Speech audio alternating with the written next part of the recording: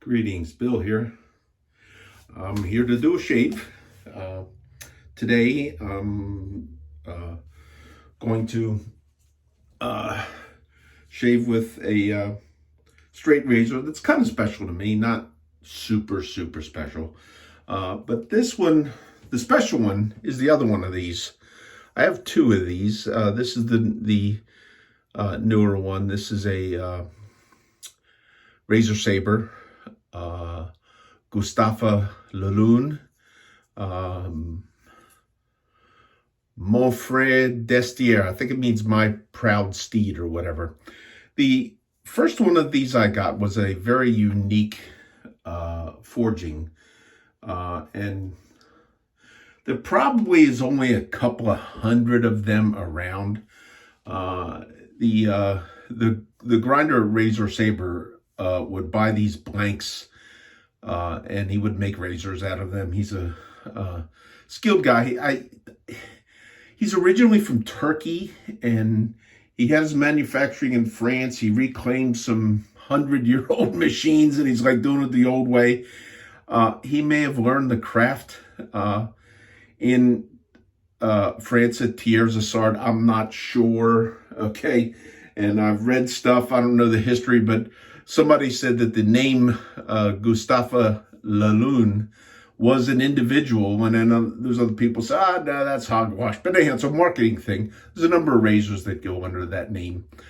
But this fella grinds very thin, and he got a hold of some blanks. I think there are two actual forges, companies that forge different shapes of steel in France, and they would make these things in bulk, and if they were laying around, they had some of these blanks for the original one that were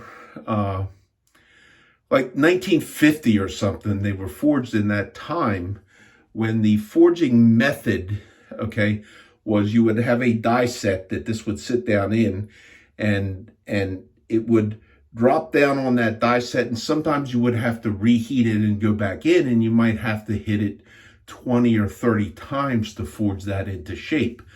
It's unlike what they do today, whereas they usually try and go with a much higher pressure and get it on just one hit with the die set because it's less likely to develop a inconformity that might be a little bendy or something like that. But the older one, because of that repeated pounding, kind of anneals the steel a little bit, supposedly, so it gets a great strength and a great flexibility. Anyhow, I bought this one because I love that one so much. I've not shaved with anything that was sharper than that particular straight razor right out of the box. It's not as sharp as this one today because I've rehoned this one. This one was not as sharp as the other one, and I rehoned this one. This one's the leader right now. And I probably ought to touch up the other one.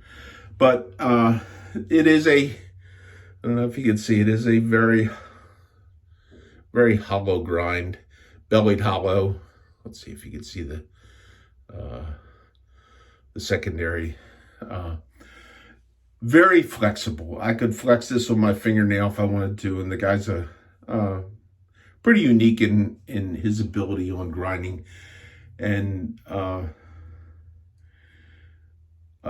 this one I bought because I loved that first one so much, and I was hoping, but what I found out, there was some slight differences in this, and this one has a little bit of a smile to it, and a little bit of a smile built into the spine a little bit, and it's a little bit longer than the original. Other than that, it looks very close. It does shave well, not quite as well as the other one, but that's the story behind this. And these French razors are kind of my favorite. So I chose,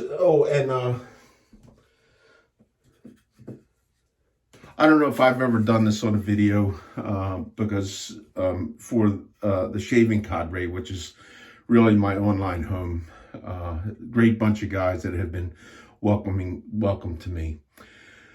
What I use for my maintenance work, this is just a 2 by 3 inch piece of balsa that I got from Hobby Lobby, and I shaped this on my shaping plate with a piece of sandpaper.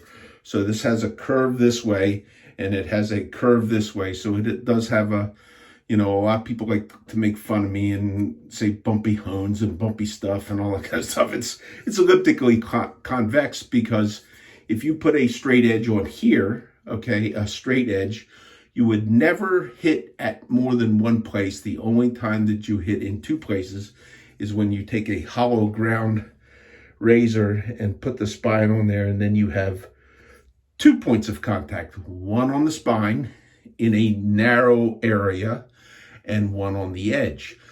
And this was one of the things in convex honing that made sense to me, because if you flatten your stone, it's all well and good, but as soon as you start using it, you develop a divot, and then very, very quickly you could have, where you put that on there, you could have 4 points of contact. You could have one here, one here, one here, and one here. And if the razor is a little bit bent, you could have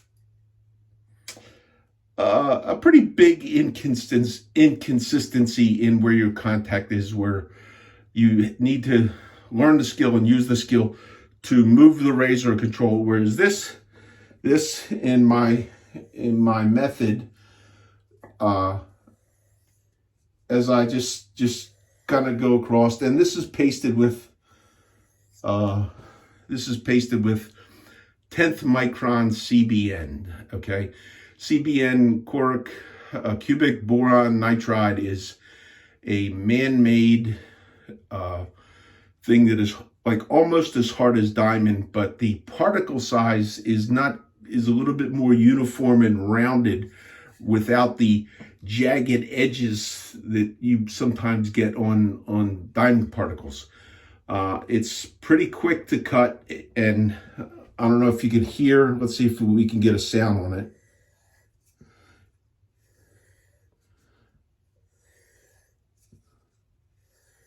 I can hear it. I don't know if you can, but that's what I do with my maintenance, and I didn't bring me a packing peanut in here to check that. And then I've gotten to the point, and I'm ultimately gonna do, I made this drop with the same type of piece of balsa, except I went the other orientation on the curves on the elliptical plate, so I could get a super curve on here, so that when I am stropping with this, okay, I am not stressing quite out to the edge as much. I'm working, you know, theoretically, when I sharpen on my stones, I'm literally putting a convexity into, or a hollow or a concavity into the bevel itself. And I go through a progression of strops where I got about 9 of them, okay, different ones that I go through this progression from green Promox all the way down to that 1/10 micron CBN. And then the reason I'm gonna look around, because what I want to do is I ultimately want to see just to see if you can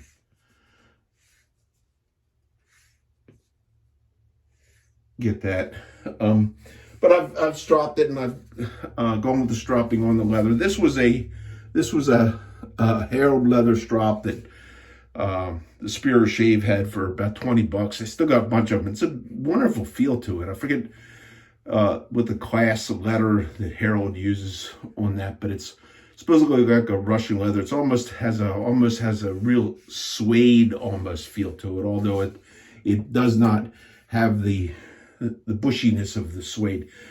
I'm a big fan of a rue strop that I have, and I'm ultimately going to be looking to get a piece of rue to do one of these and make this. Except what I'm going to do with, if I get a piece of rue that's 3 inches wide and 12 inches long, I'm going to put a curve like this on this dimension, okay, so I can get a real wide one. So that's a project I got. Anyhow, I'm well with the shave today, being Friday the 22nd. A lot of people have the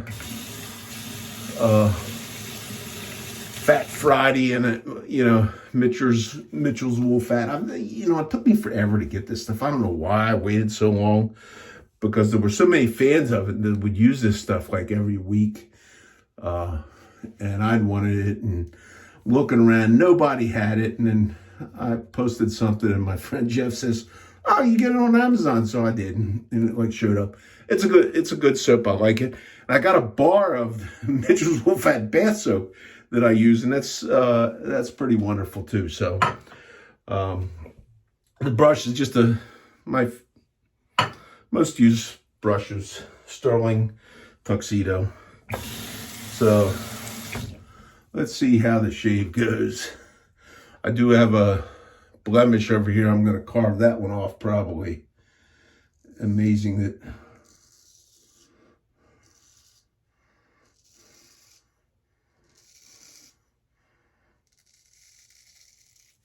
at almost 64 years old, I'm still getting zits.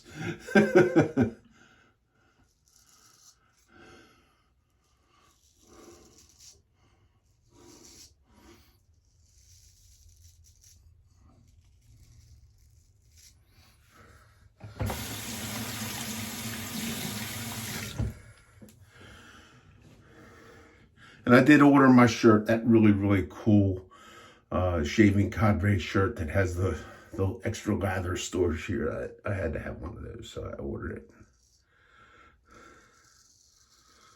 They had to source that from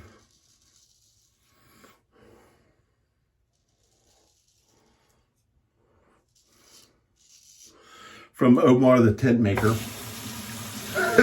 because of my size. Oh, and speaking of my size, Nurse Dave, I did something with the picture. I got the picture out of there, and I couldn't find the one I necessarily want up there. So I went and got an old picture of myself in my younger days and my young bride. Now, this girl can still fit in her wedding dress. Me, I'd have to have 2 Omar the tent maker tuxedos to fit in nowadays, but that was when I was sporting the Don Johnson look, the trim beard.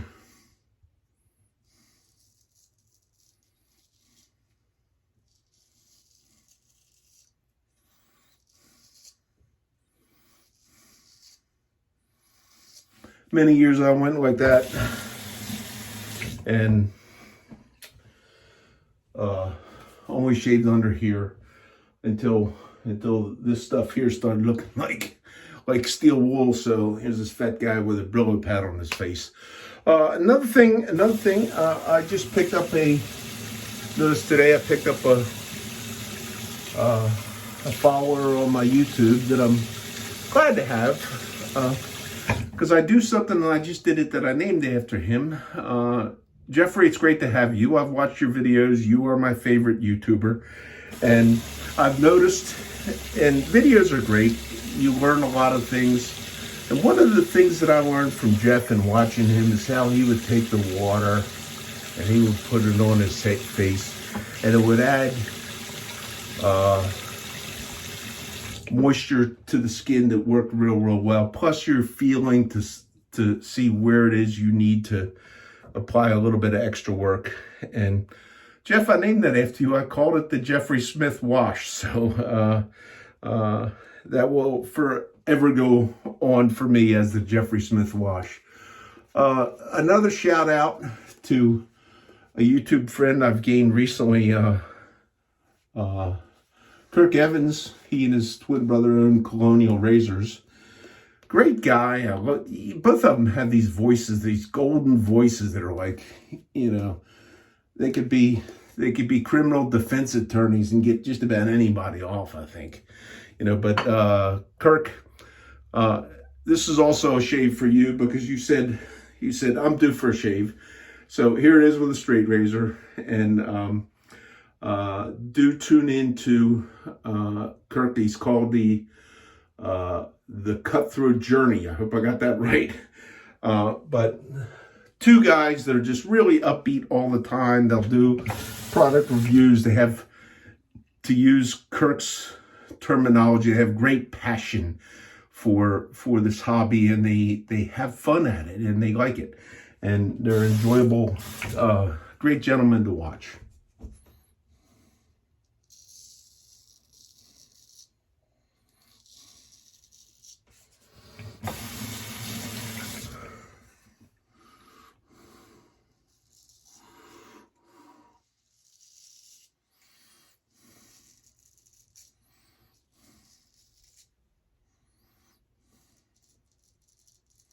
This blade is much longer than the other one. It's longer than any other straight I have.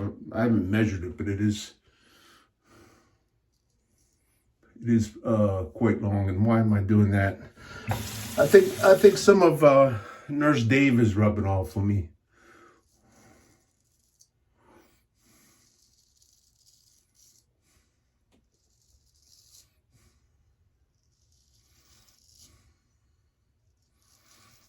Forgetting where I am on the shave. And Nurse Dave got him a 33rd investment in an Essence razor by Titleist, the greatest Chevette ever. People have accused me of enabling, maybe.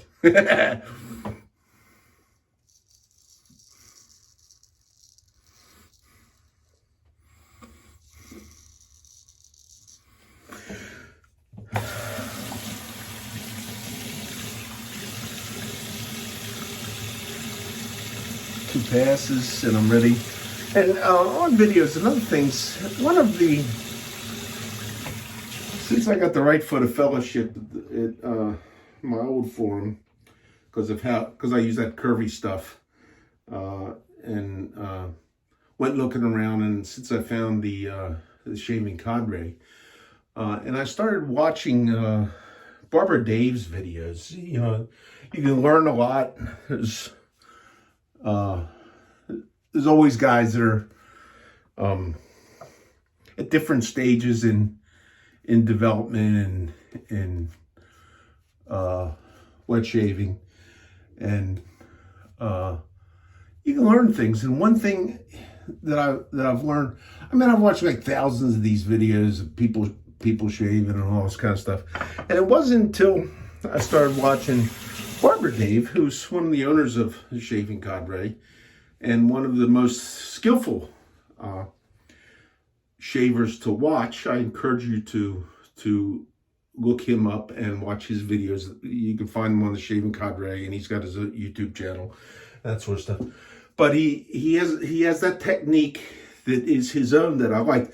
I won't do it with this razor because the jury's still out a little bit for me on whether my edge being a hollow bevel has the durability, maybe with this French razor to flex. I'm not sure, but I think you can kind of roll the edge a little bit with that flat blading. But it's a great technique that really, really does. I've done other videos where I've talked about it with a Chevette and that kind of stuff.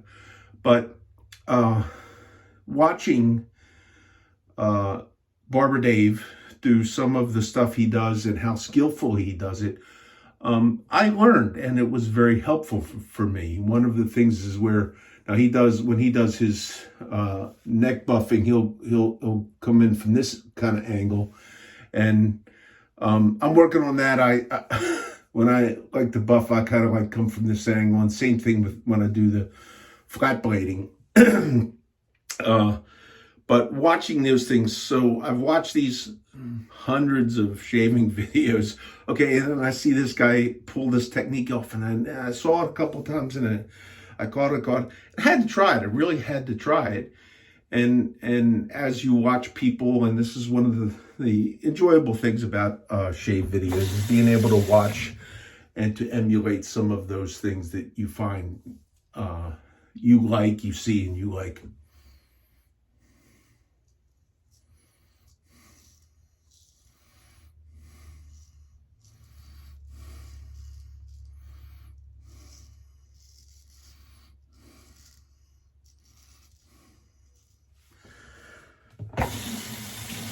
Once upon a time, I did a whole series of videos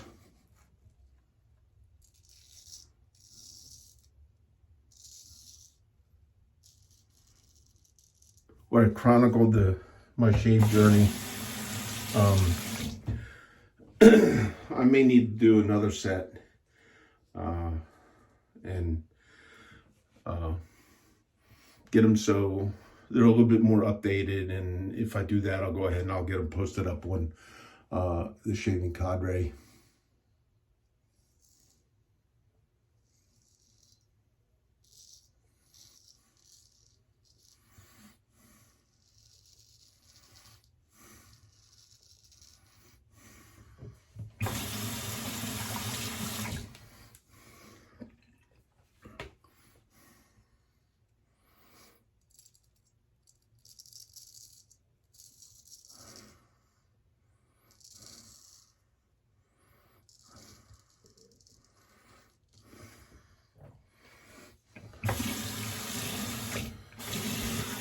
There I am, great shape.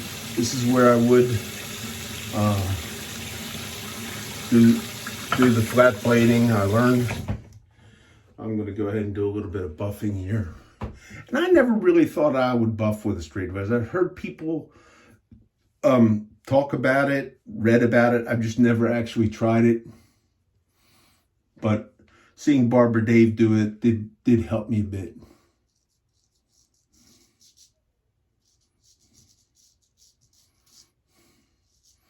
And there's an area that's always been difficult for me, which is right in here where the move I need to make is something that I can't always do, assuredly, but to come across and to get like this and come across and how to angle the blade to, I've seen Barber Dave do it. I don't know if he's coming with his hand this way but I had found that a buffing action up here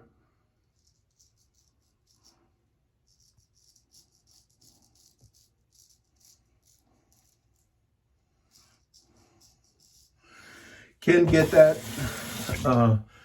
area much closer than it could when I would not do it. So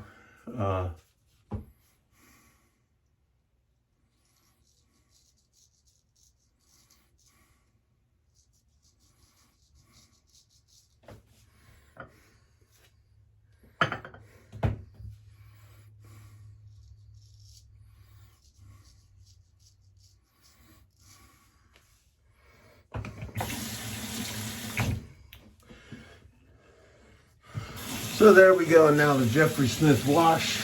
Great feel. If I could blade buff right in there, I would get that. I'm not, I learned a long time ago that